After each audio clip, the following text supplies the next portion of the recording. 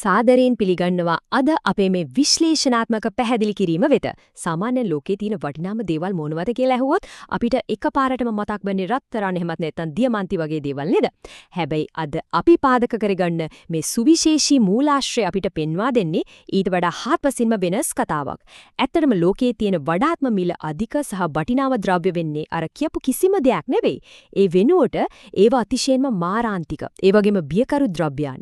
ඇත්තටම මේක හරිම කුතුහලය දනවන මාතෘකාවක්.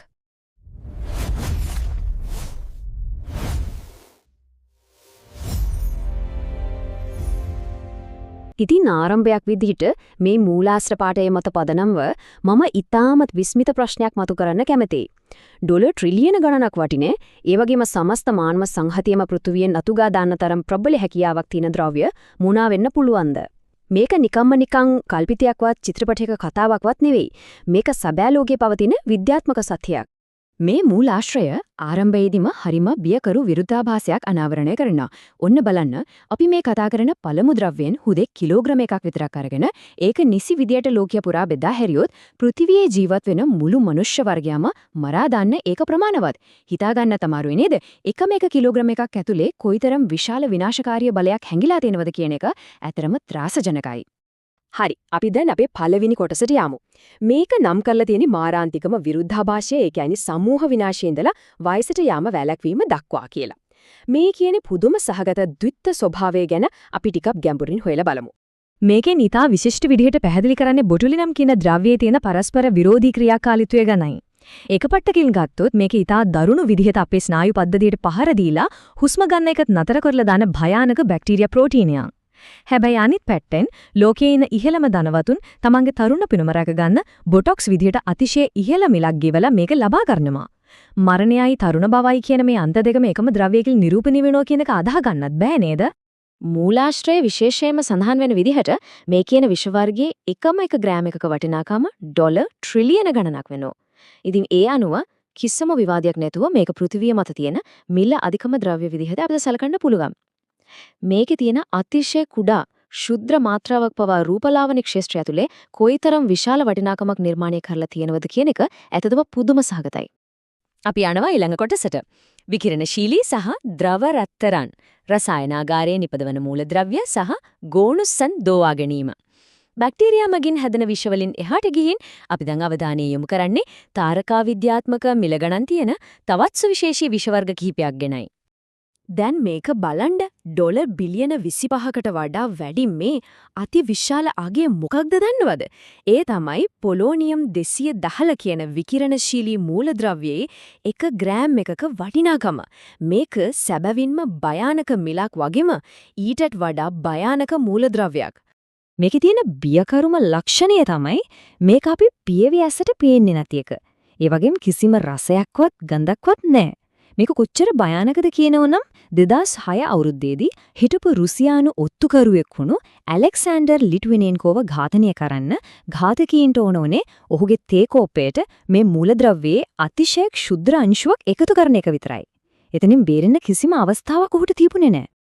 ඊළඟට අපි මැද පෙරදිග කැලෑපැත්තක හැරුණොත් අපිට හම් වෙනවා ඩෙත් ස්ටෝකර් කියන මේ කුඩා ගෝනුස්සා. මේ සතාගේ විෂ ගැලුමක මිල ඩොලර් මිලියන 39ක් විතර වෙනවා. මේ විෂ මේ තරම් වටින්නේ ඇයි? ඒකට හේතුව තමයි මේකේ අඩංගු වෙන ක්ලෝරොටොක්සින් කියන සංරචකය. මේක වෛද්‍ය විද්‍යාවේදී මොළයේ පිළිකා සෛල හඳුන ගන්න වගේම අංශභාග රෝගීන්ට ප්‍රතිකාර කරන්න පාවිච්චි කරන සුවිශේෂී වෛද්‍යමය ආශ්චර්යයක්. මරණය ගෙන විෂ මේ විදිහට ජීවිතේ ගලවන ඖෂධයක් බවට පත් වෙන එක කොච්චර අපුරුද? ඊළඟට අපේ තුන්වෙනි කොටසේ කෘත්‍රිම සහ ස්වභාවික ඝාතකයින්, රසායනාගාරයේ සිට වනාන්තරය දක්වා මිනිසා විසින් නිපදවන කෘත්‍රිම රසායනික අවි වගේම සබාධමේ හැංගිලා ඉන්න කුඩා ඒත් විචිත්‍රවත් ඝාතකයින් ගැන තමයි අපි ඊළඟට ඔයලා බලන්නේ. මිනිසා විසින්ම නිපදවපු භයානකම රසායනික අවි දෙකක් විදිහට VX සහ සාරින් වායුව අපිට හඳුන්වන්න පුළුවන්. මේවා කොයිතරම් දරුණු විදිහට අපේ ස්නායු පද්ධතිය විනාශ කරනවද කිව්වොත් මේ වෙද්දිත් ජාත්‍යන්තර සංවිධාන විසින් මේ ද්‍රව්‍ය සමූහඝාතක අවි විදිහට මුළු ලෝකෙම තහනම් කරලායි තියෙන්නේ. ඇඟේ සම මත වැටෙන එක පුංචි බිඳුවක් වුණත් කෙනෙක්ව මරණයට පත් කරන්න හොදටම ප්‍රමාණවත්. රසායනාගාරයෙන් සබාධමයට ගියාම අපිට හමු වෙන තවත් පුදුම සගත දෙයක් තමයි මේ. අඟල් දෙකක් වගේ හරිම කුඩා රන්වන් විෂ ගෙම්බෙක් ගාව වැඩිහිටි මිනිස්සු 20 දෙනෙක්ව මරා දාන තරම් ප්‍රමාණවත් වෙන බැට්‍රකොටොක්සින් කියන විෂ අඩංගුලා තියෙනවා.